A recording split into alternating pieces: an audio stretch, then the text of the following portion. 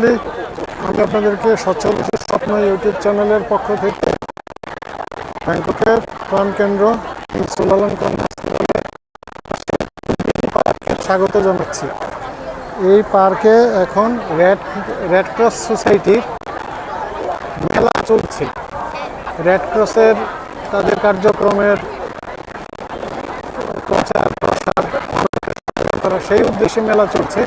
কিন্তু মেলা হলেই খাওয়া দাওয়া সব কিছু শুরু হয়ে যায়। এইখানে এদের ভিতরে ফুড কোর্ট, আমি একটু ঢোকার চেষ্টা করেছিলাম, কিন্তু আমি খুবই সমস্যাবহুল অবস্থা, তবে আমি আর ঢুকতে পারি।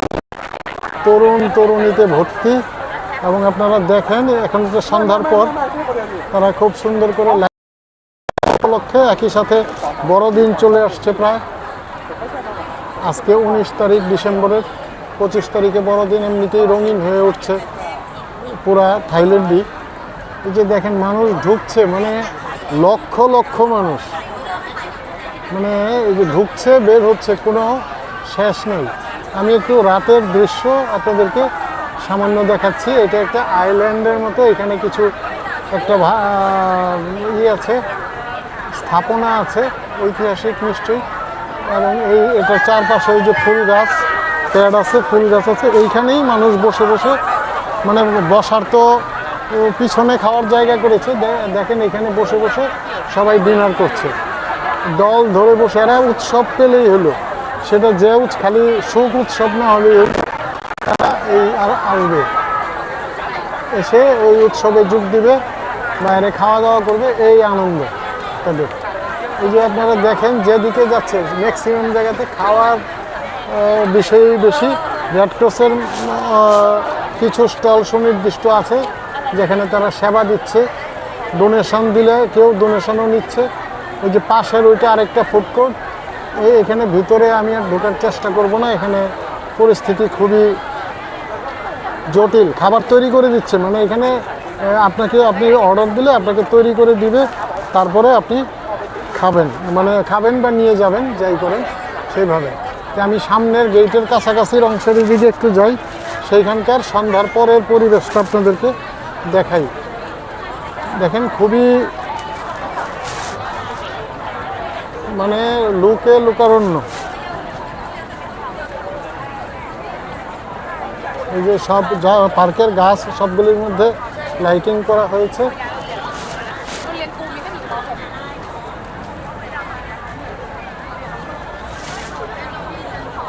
এবং এখানে কিন্তু থাই না, শুধু এই যে গেট দিয়ে যেরকম বের হয়ে যাচ্ছে একইভাবে সেরকম ঢুকছে অসংখ্য মানুষ। আপনাদেরকে উপর থেকে একটু দেখাই, এই যে অসংখ্য মানুষ।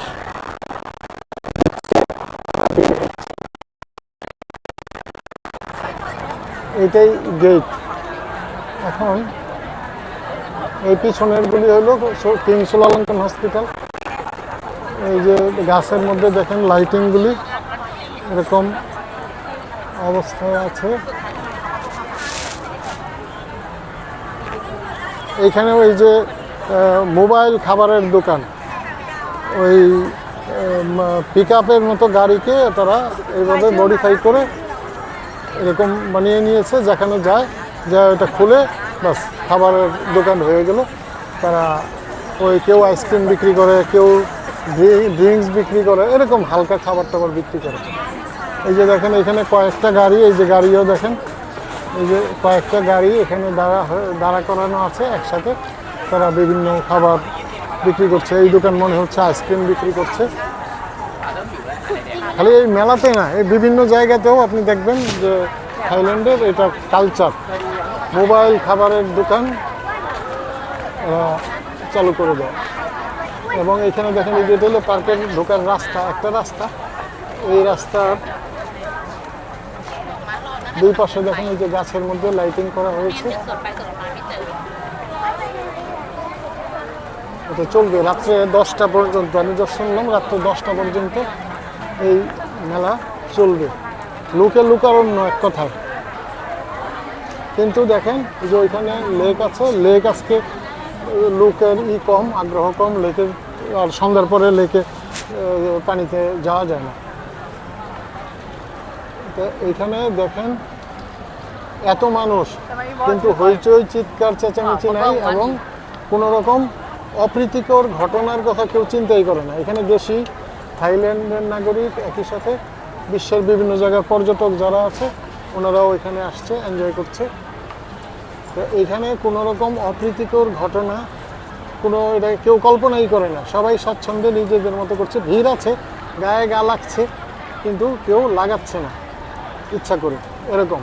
এটাই সংস্কৃতি, সভ্যতা, এটা তারা আয়ত্ত করতে পেরেছে। যাক, এটা দেখাইলাম। এখন আমার অনুরোধ হলো যে আমাদেরও যেরকম মেলা আছে, উৎসব আছে বিভিন্ন রকম, এই উৎসবেও আমরা পরিবেশ পরিচ্ছন্ন রাখব, অন্য কারো বিরক্তির কারণ হব না, অন্য কারো সমস্যা তৈরি করব না, এবং সবাই সবার প্রতি সম্মান রেখে, শ্রদ্ধা রেখে আমরা দায়িত্বশীল আচরণ করব, এই প্রত্যাশা রেখে সবাইকে ধন্যবাদ জানিয়ে এখান থেকে এখন বিদায় নিচ্ছি গেটের কাছ থেকে। ধন্যবাদ।